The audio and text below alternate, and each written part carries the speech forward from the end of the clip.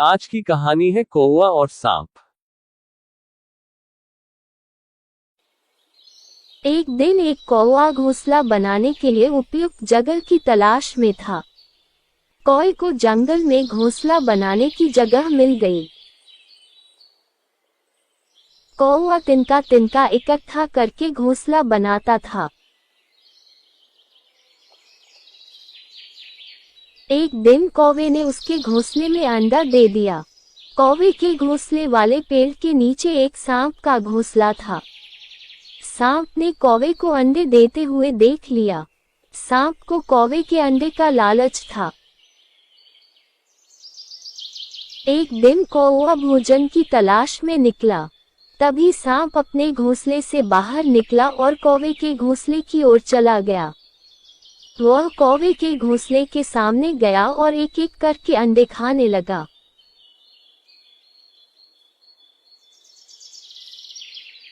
फिर सांप अपने घर वापस चला गया। कौवा वापस आया और देखा कि उसके अंडे गायब थे। अंडे न मिलने का उसे बहुत दुख हुआ। कौवा चिल्लाने लगा कि मेरा अंडा कहाँ गया। कुछ दिन बाद कौवे ने फिर अंडा दिया। कौवे की अनुपस्थिति में सांप ने फिर अंडे खा लिए।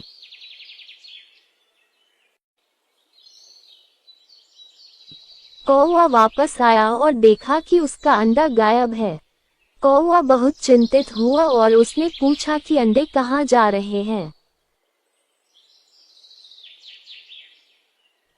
कुछ दिनों के बाद कौवे ने फिर से अंडे दिए, लेकिन इस बार वह भोजन की तलाश के बहाने पास के पेड़ में छिप गया।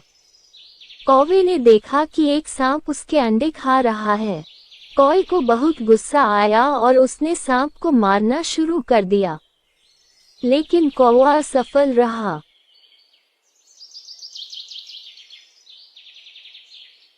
कौवा उदास होकर उड़ने लगा और सोचने लगा कि इस सांप की पकड़ से कैसे बचूं। कौवे ने एक महल देखा और उसकी ओर उड़ गया। वहां रानी अपनी सहेलियों के साथ स्नान कर रही थी। रानी के आभूषण बगल में थे। उस आभूषण को देखकर कौवे के मन में एक विचार आया। कौवा गहनों के पास गया और मोतियों का हार लेकर उड़ गया। रानी की सहेलियां कौवे को देखकर चिल्लाने लगी और बोली, सिपाहियों, कौवे को पकड़ो और जैसे भी हो गहने ले आओ। सिपाही कौवे के पीछे दौड़ते रहे। कौवे ने रत्नजड़ित चोंच उठाए और तेजी से उड़ने लगा, और सिपाही कौवे का पीछा करता रहा। सिपाही कौवे के पीछे भागने लगे। भागते समय वे हाँफने लगे। कौवे ने मोतियों का हार सांप के घोंसले में गिरा दिया और उड़ गया। सिपाहियों ने कौवे को मोती का हार एक गड्ढे में गिराते हुए देखा। वे उस स्थान पर गए और हार ढूंढने लगे। तभी उस बिल से सांप बाहर आ गया। सिपाहियों ने डंडे से सांप को मार डाला और हार लेकर चले गए। सांप को मरा हुआ देखकर कौवा बहुत खुश हुआ। तब से कौवे ने अंडे दिए और अंडे फूटे।